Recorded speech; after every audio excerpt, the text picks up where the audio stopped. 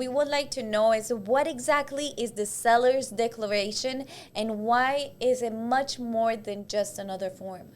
The seller's declaration is a form that discloses everything a seller knows about the property, all the history, for example, of small and important problems that have happened with the house.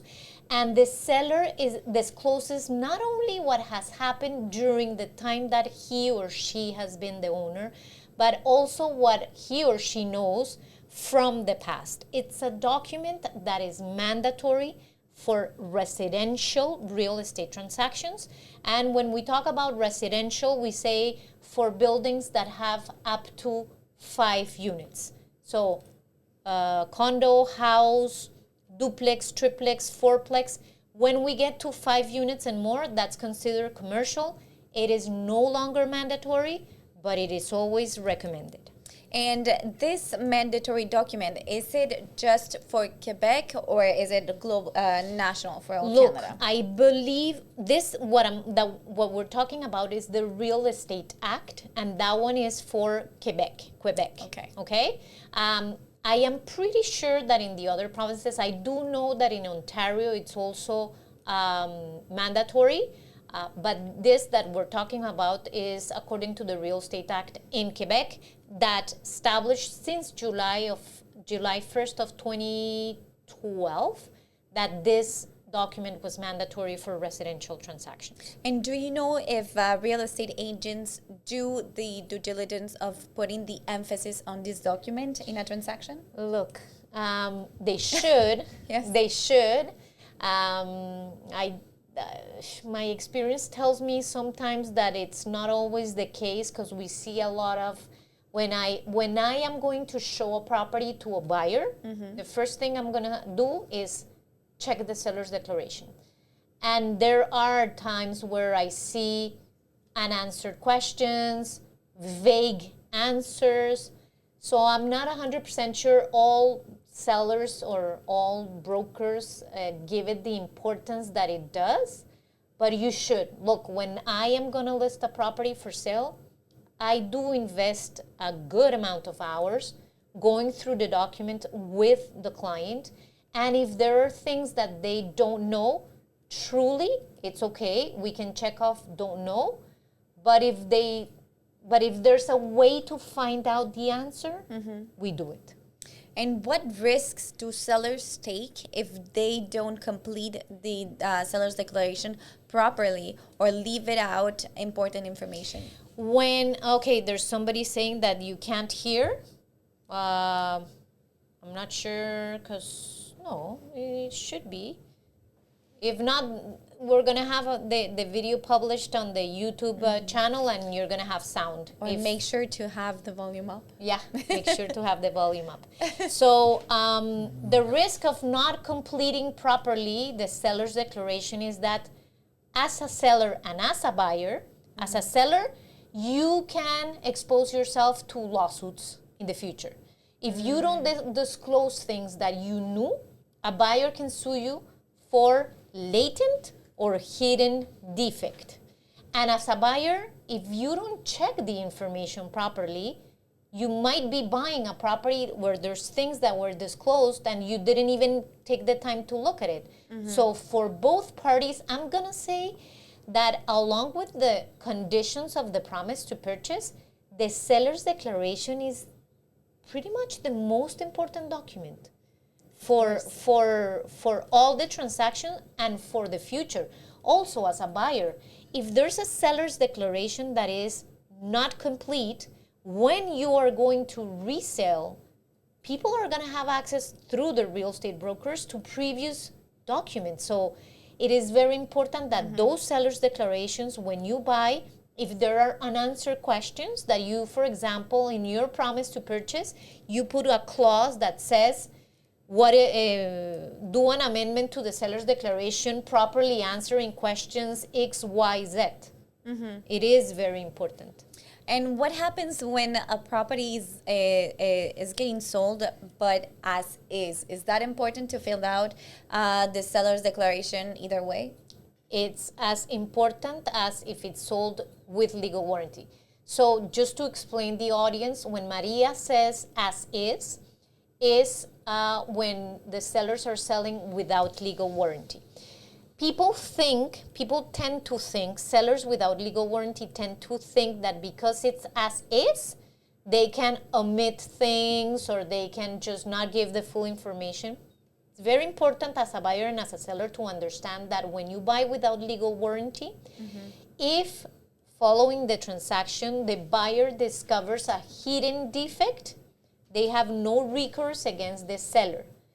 But if they discover something that is what we call a latent defect, even if it was sold without legal warranty, the buyer has a recourse against the seller. Let's give a very short example. So you move into the house, you decide to renovate a bathroom, and you see that there's a water leak. But there was no way to really know during the inspection, or there were no signs of that water leak. That is a hidden defect. So if you bought without legal warranty, you have no recourse against the seller. But if you open the wall and you see that there is mold and that there has been a water leak that was fixed, that is a latent defect. Because if it was fixed, it means that the seller knew about it. Knew. Yeah. So against that, even if you bought without legal warranty, you do have a recourse. So that's why it's very important to declare as much as you can. And for those who could be in this position, what are the options for them to pursue previous owner? There is a full process.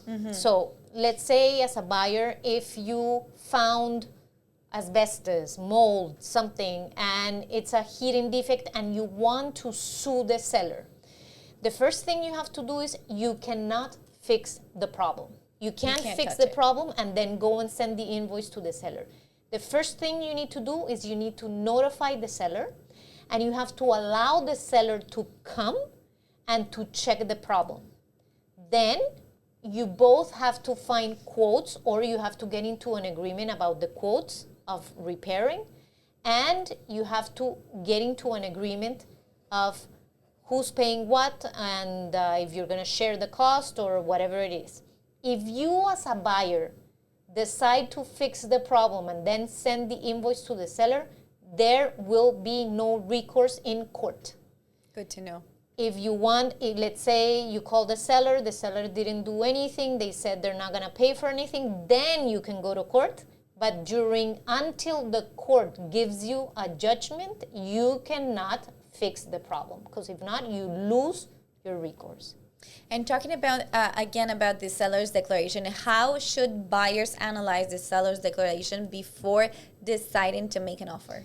Very important. You have to look at everything that is disclosed, because according to what is disclosed in the seller's declaration, you're going to do your promise to purchase. Actually, when you do a promise to purchase, one of the annexes that are mentioned in the promise to purchase is the seller's declaration. So it means that you're buying with the seller's declaration as an annex. For example, if you're buying a house and you know that the roof is from the year 2000, and one of the conditions of your offer is an inspection. You do the inspection and the inspector tells you the roof is old, you need to change it. You sign the seller's declaration, you acknowledge the seller's declaration, you will have no recourse against that seller.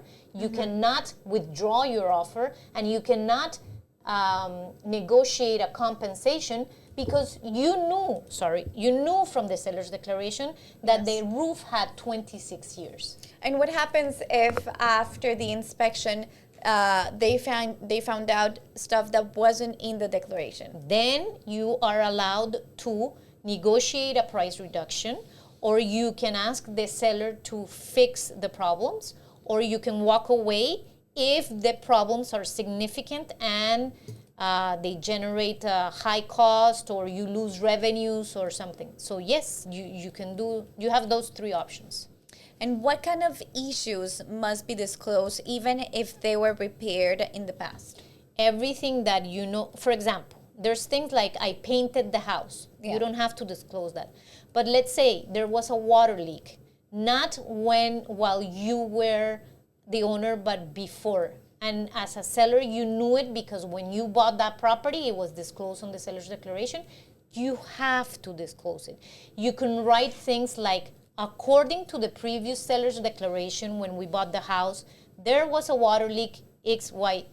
You have to disclose anything that is significant, and even small problems. You have to disclose if you've had insects. You have to disclose if there has ever been problems to heat a room. So the seller's declaration form has about 14 or 15 pages full of questions. So you have to answer them to the best of your knowledge, and you have to try as a seller to give us much explanation as possible, because like I always tell my clients, the only thing that a buyer does not forgive is the lack of transparency.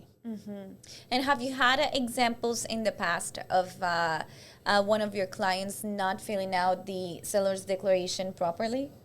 Not with me, no. Not with you? No, because even if they want to just check off quickly and not answer, I'm going to sit down with them and I'm going to make them answer properly. Do it again. Yes, we're going to sit down and we do it again. Yes. And as a buyer, have you had any interesting examples of sellers that wouldn't complete it correctly? Yes, I've had it, and I've had to put clauses in the offers that I need an amendment to get the answers. Actually, I just closed that transaction today, and following the inspection, we found that there was on a small molding, there was a little bit of, oh yeah, there's people saying that they can't hear. That's so weird.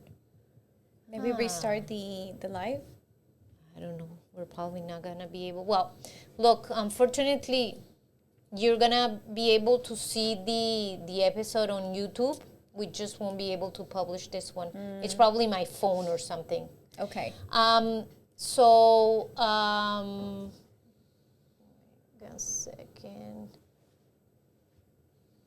Okay. So, like I was saying, I just closed a transaction, and following the inspection, the inspector mentioned that there had been a previous water leak in the laundry area. Okay. And there was, on the molding, there was a little bit of mold. So, and it wasn't disclosed in the seller's declaration. So I called the seller's broker, and she put me with her client too on the phone, and I tried to get answers, and finally she's like, you know what, you're right. Now I remember that this and this happened. Okay, perfect. Please send me an amendment to the seller's declaration. And the seller was actually like, oh, but is that necessary? And I'm like, yes, it's necessary. It's going to protect you as a seller, and it's going to protect my clients. So yes, I've had many situations where things are not disclosed, or you can see that they just filled it out really, really quick. Yes, but nothing with bad intention, just to hide it. You could see it, because I think that is one of the biggest fears of a buyer, to be able to buy a property and you see bad intention of the sellers. Yes, and that's part of the real estate broker's job, is to filter and understand if there's really bad intention, or you know what? I've had situations in the past where I don't see the will of a broker, and I don't see the will of a seller to collaborate, to give the information. Yeah. And I've advised my clients to walk away and just not make an offer on a property because of that. I think due to your experience, you can also have the gut, the sense of... Yeah. Unfortunately, there's certain cultures, we're not going to say which ones, that tend to want to hide information, or tend to not want to respond, or really do not know because they don't understand the language. And getting additional information can be extremely challenging. Extremely challenging. I did have a transaction last year on a triplex, and getting we got it. Yes. We got it at the end, but but it was very, very difficult. It needed a lot of work from our side as buyers and as a buyer broker to get the additional information. Interesting.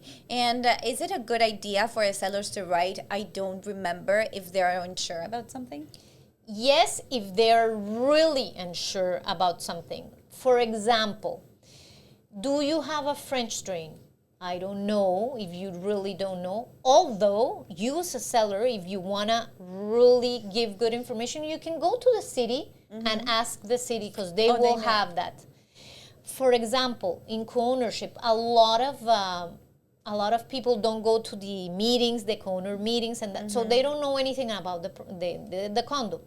Instead of just checking off, I don't know, I'm not sure, I don't know, look, ask the co-ownership, read the documents, and try to provide the buyer as much information as possible. As a broker, if you have a mandate to sell a property and your seller really doesn't know, help him. Go through the co-ownership documents. Go to the city and ask if there's a French drain, and help your seller because that's going to protect that seller. And what is the difference of filling out the declaration, the seller's declaration of a single home family unit or property in a condo? In a condo, you have to disclose everything that's in your private portion, so your condo, but you're going to have a section of questions about the co-ownership. So there's a lot of more documents to revise in order to properly answer. In a single family home, let's say because you also control everything, the repairs and everything, I'm going to say it's much easier to fill it out, and normally you as an owner, you're going to have all of the receipts of the repairs you have been done or the renovations. In a co-ownership, when they ask you how much do you have a contingency fund? Well, if you don't know, you're going to have to look at the documents. So it's a bit more complex. And how can the seller's declaration influence the negotiation and the final purchase price? So, for example, I'm going to make an offer on a house that's with no legal warranty. Well, no, legal warranty is not, you don't write it in the seller's declaration. No. Okay. So, let's say I'm going to buy a house that says that they have asbestos in the attic. They have aluminum wiring. They don't have a French drain. The roof is 20 years old. Well, I'm going to have to tell my clients, look, this is going to cost you this much to fix and this. So, if the property is well priced, then we're going to offer, if it's priced properly according to what's declared, but if it's priced high, and I know they're going to have to invest $100,000, then, well, we're going to do the offer in consequence. But another thing, I always explain my clients, look, these are the things that are being declared. Remember that even if you put an inspection clause in your offer, once the inspection comes, if it tells you the same things that are revealed in the seller's declaration, the price that you offer, that's gonna be it.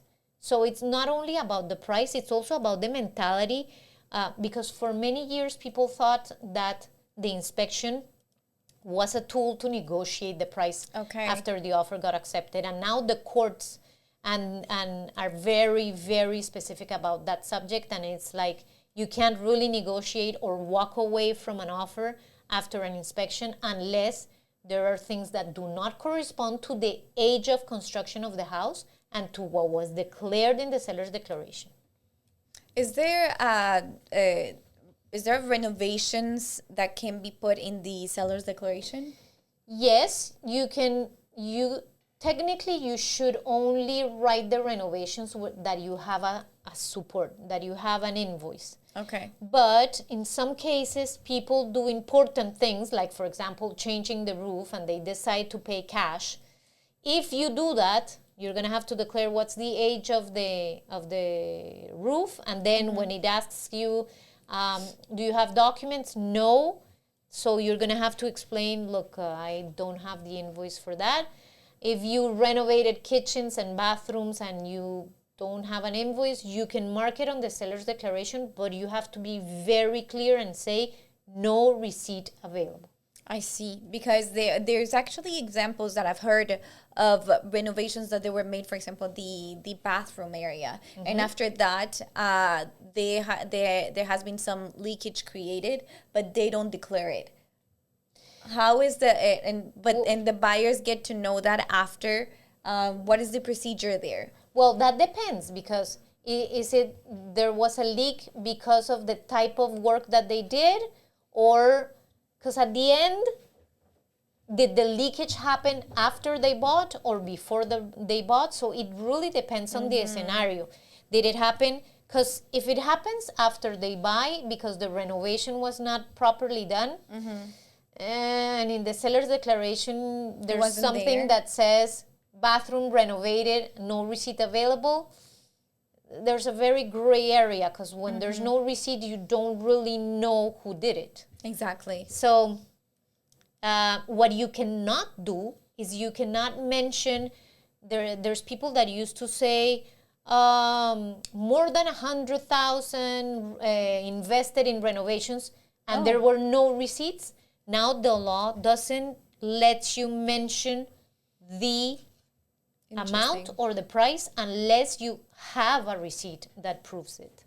And what happens when a property is sold without a legal warranty and the seller that's question. We saw it. Can the seller's declaration actually protect the seller if a problem appears after the sale? So absolutely. After the sale, if, for example, a seller said that I don't know, they had been recurrent problems with the plumbing. And then once the buyers move in and there's a huge, a pipe bursts and there's a huge water leak, well, you don't really have any recourse, they had told you. Or if they tell you, we've had mice 3 times and we've had to call the exterminator. And if when you move in, you have mice again, well, you don't really have any recourse. They told you that in the seller's declaration. So, in your professional experience, what is the most common mistake sellers make when filling out this document? Not being transparent, not being straightforward, thinking that something might not be important. It's better to declare more than to declare less. Filling out the seller's declaration in a rush. Not giving it the importance it does. You have to disclose everything you know about the property. And you have to explain things. If there's a lot of questions, if you mark yes to a question, let's say, has there ever been electricity problems? Has there ever been plumbing problems? You mark yes, you always have to explain. You have to elaborate on that. You cannot just stop at the yes. So for me, it's really not giving the document the importance that it deserves. You know what? I don't know if this is more common than what I think it is, but when I bought my property, I went through the documents pretty quick. So now that you talk about this seller's declaration, I remember seeing it, but I didn't know what it was. Is that something that is common?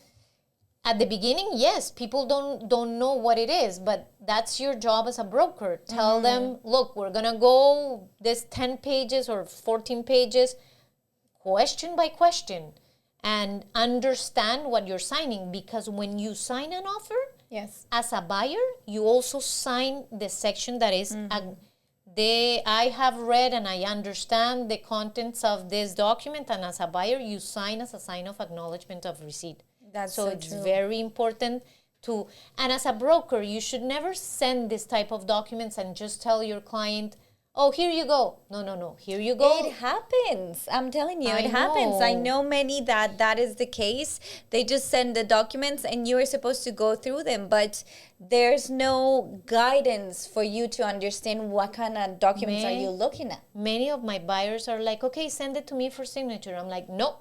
First, we book a call and we go over. Even if they tell me, no, I read it. I'm like, no. I want to make sure we both looked at this together. And it's a 1 hour call where I explain every single clause of the promise to purchase and the questions in the seller's declaration. Crazy. Honestly, I feel the difference of what my experience and being with you. Now you know people to contact Catalina. Next time you buy or sell a property, you have to call me. Of course, it's a different experience, and it's something that people don't give the importance to know, and it's pretty important, the seller's declaration. Yeah, very, very important. Very. Can you give, before we finish, 3 advice for buyers to understand and how to read and how to analyze this seller's declaration? Well, first of all, ask for it. Before you even put an offer, read it. Number 2, if there's anything you don't understand, ask. Ask as many questions as possible. If there's any answer to a question that it's yes to a problem question, make sure there's an explanation. Make sure to know, is the problem fixed? Is it not fixed? And if it's fixed, was it fixed by professionals? Not just by the owner. Oh, I had a water leak and the owner just opened. No. You need. So it's very, very important to understand it, to read it, to take the time to read it, please.